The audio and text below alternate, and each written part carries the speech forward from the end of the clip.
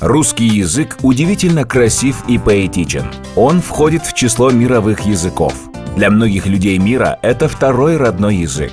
В Кыргызстане он признан официальным языком. На русском языке были произнесены первые слова в космосе. По всему миру хотят изучать русский язык, читать в оригинале произведения великих писателей. Учить русский язык можно с учителем, но сегодня это возможно через интернет.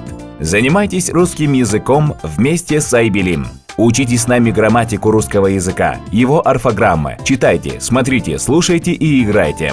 Учить русский язык нелегко, но наши уроки помогут учиться легко и весело.